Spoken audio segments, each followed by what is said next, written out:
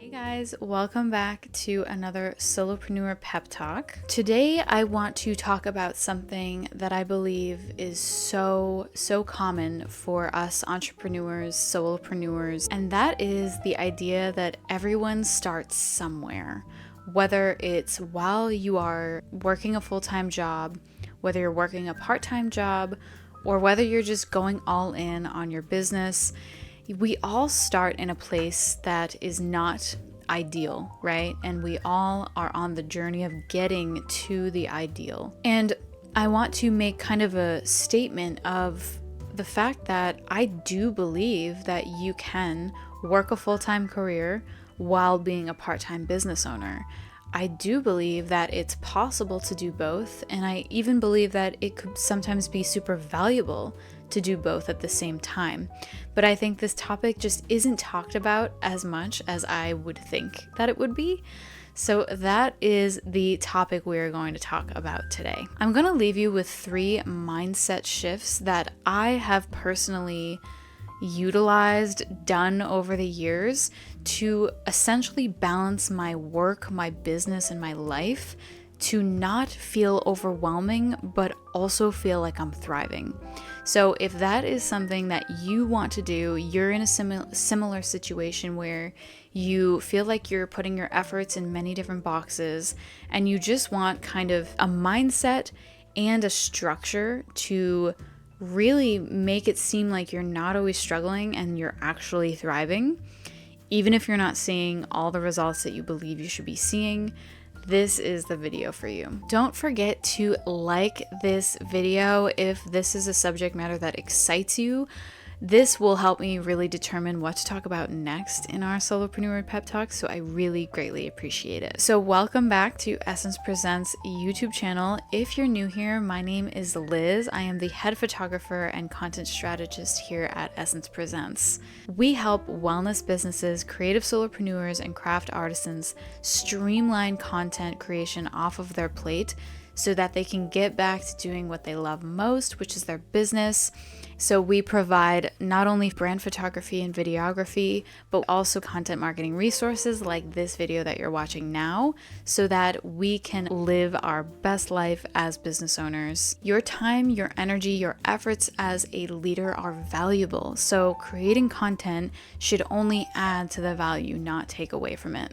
So my goal on this channel always is to provide you with the strategies, tactics, and tips that have helped me on my journey of being a business owner of 2 for the past 4+ years. So let's dive into these 3 mindset shifts that I've taken upon myself being a part-time business owner and working in a full-time career. Stop seeing your business's success in relativity to time. I'm sure you've heard this concept before, but I want to really ask you something. Would you rather ensure your success but not be able to see it in your current reality? Or would you rather risk the possibility of not having long-standing success but be able to see your success in your current reality? So the right answer may seem obvious here, but it's not essentially what you actually may want. If you want your business to see longevity,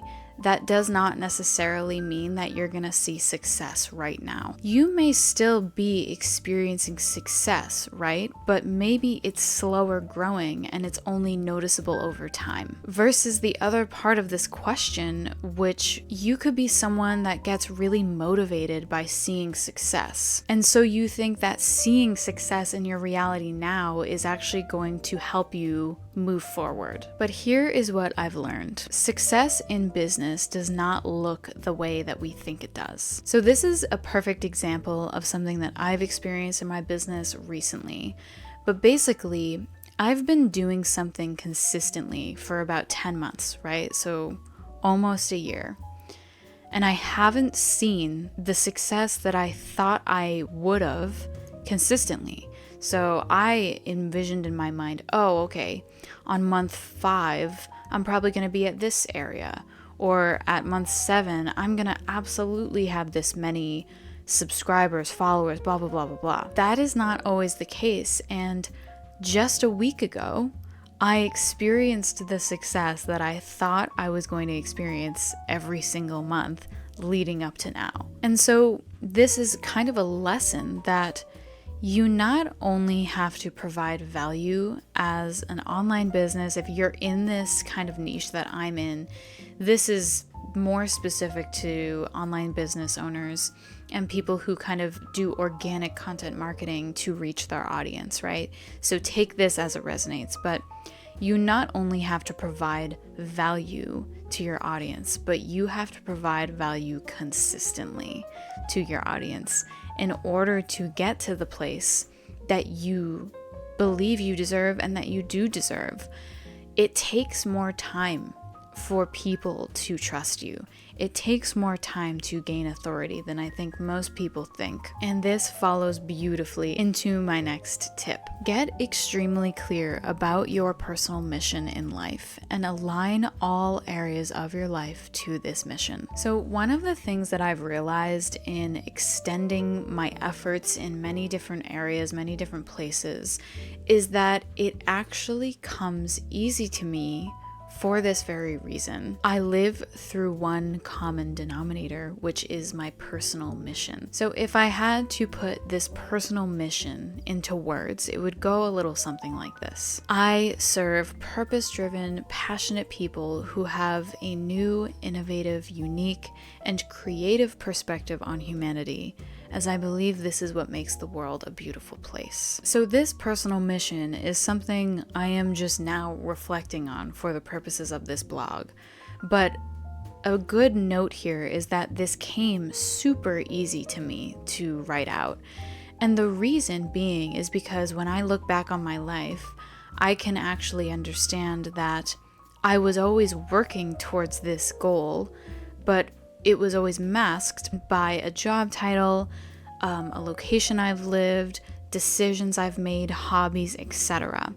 So when you look back on your life, what are the underlying themes that you can call your personal mission? So to give you a real life example of what this could look like, I have always had a hobby, right? So there's always there could be something consistently over the course of your life that you've always been interested in, or it could come last week into your life. You know, it doesn't have to be this long-standing thing, but I have always had an interest in technology, whether that was audio-visual technology, video, sound design. I actually applied to college to be an audio engineer and didn't get in, so I got into an entertainment management program that eventually led me into mass communications, marketing, video production, all of that. So it's just interesting that I was 10 years old when I got a video camera for the first time, and it was probably because my parents knew I was obsessed with that and I really was interested in video, movies, photography, but it was very much the editing and the tech and the technology toys that I had, like a microphone that was just battery powered. I remember little things like this. So there's always been this draw towards music and entertainment, but more specifically technology. With that, that's always been a theme. That's a separate theme. Another theme in my life has always been this draw towards purpose-driven things. There was a time in my life where I felt purposeless and I felt like I was kind of flying by the seat of my pants after college and working in a job that I thought I would love, being an audiovisual technician, but it felt like I was a number and I wanted more purpose in that sense.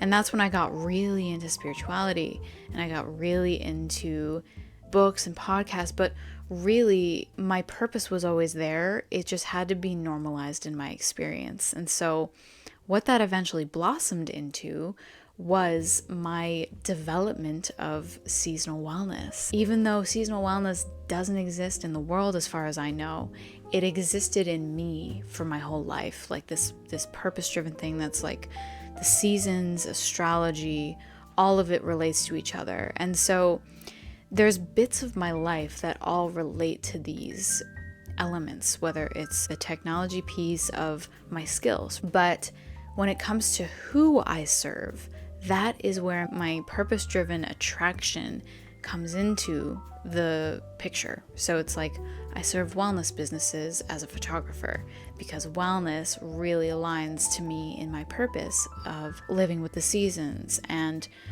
herbalism and things like that. So that is just an example of what I'm talking about here. But just to wrap it all up, you will notice that my personal mission ended in making the world a beautiful place. And because I'm a visually inclined person who loves technology, this comes through in photography. That's how I actually showcase this beauty. But again, the purpose-driven thing is fulfilled in me because of who I serve. The reason I believe getting clear about your personal mission can actually serve your balance when it comes to business, career, and life is because when you have a common denominator, a North Star, something that you kind of live through, even in your career, even in the things that you do, it is all kind of a part of this thing that ultimately fulfills you deeply.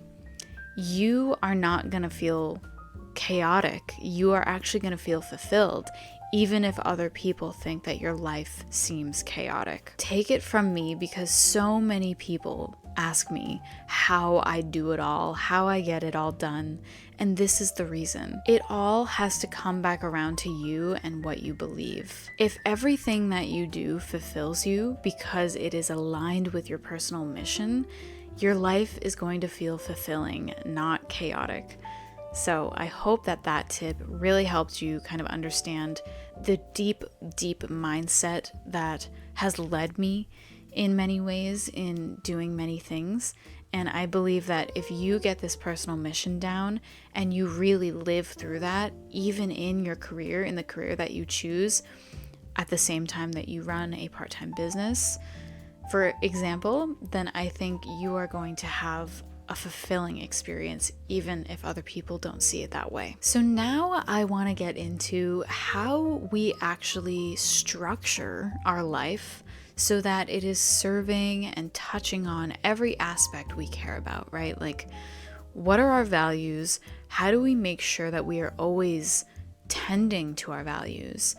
And how do we actually structure this in a way that works for us? So my last tip for you is to adopt a self-motivated discipline within yourself. So let's start by defining discipline. On Google, discipline is defined as the practice of training people to obey rules or a code of behavior using punishment to correct disobedience.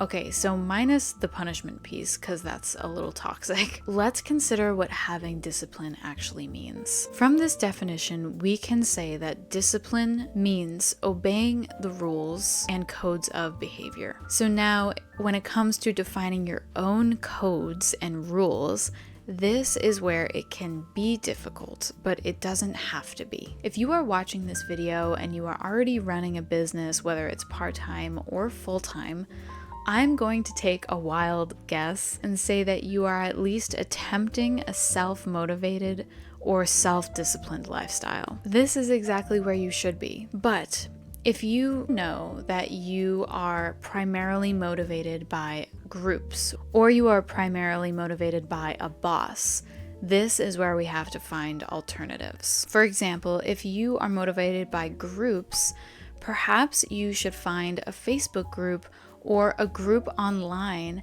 that is of entrepreneurs that is working towards a similar goal or allows you to speak about the challenges and struggles you're both experiencing to bring back that connection. But if you are motivated by a boss, what that really means is you are motivated by having deadlines and responsibilities that are bound by expectations or time. So now is really the time that you can change this belief system in yourself so that you can define for yourself the deadlines, the responsibilities, and it will still feel the same way to you. This can be a hard thing to do, but staying organized and understanding why you're doing all the things that you're doing is going to help you here. When you are in a place of balancing varying efforts towards different goals, you first have to consider your non-negotiable commitments. These are the aspects of life that you are bound by, whether that's contractually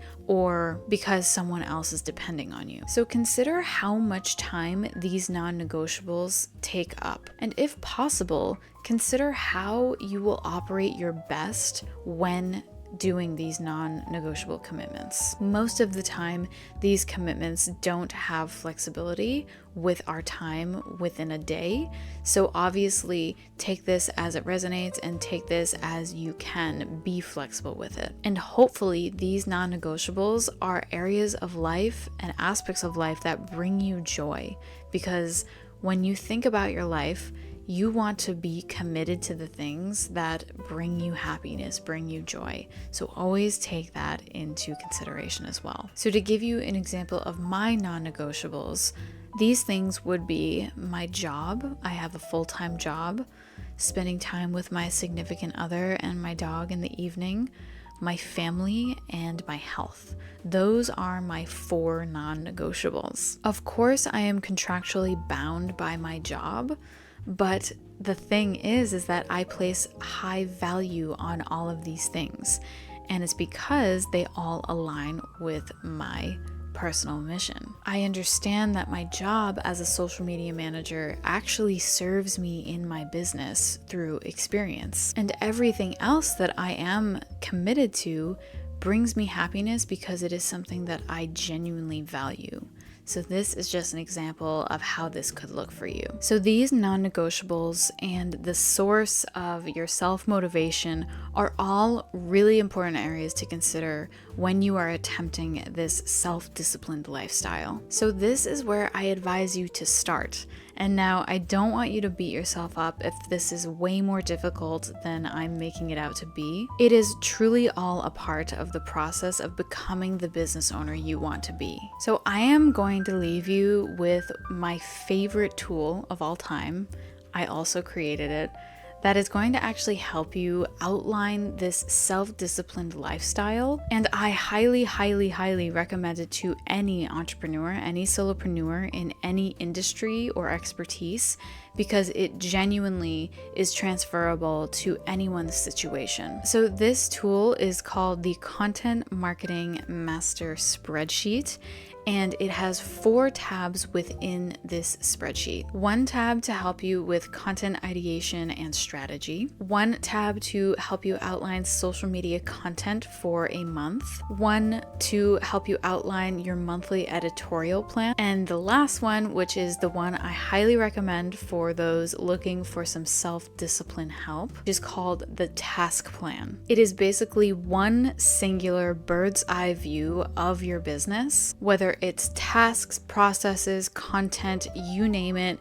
You can see everything in one place, and it has taken me years to develop this spreadsheet product, and I actually have a walkthrough video that I uploaded this past month, so I will link that also below if you want to see the tool in action before you decide to download it. But this tool is seriously all about simplification, getting to the meat of what you need to do in your business, whether it's part-time, full-time. I include it all. So if you are interested in that, the Content Marketing Master Spreadsheet will be linked in the description. All you do is put in your email, and then you will get the tool sent to your email. So I want to thank you so much again for hopping on and listening to another Solopreneur Pep Talk.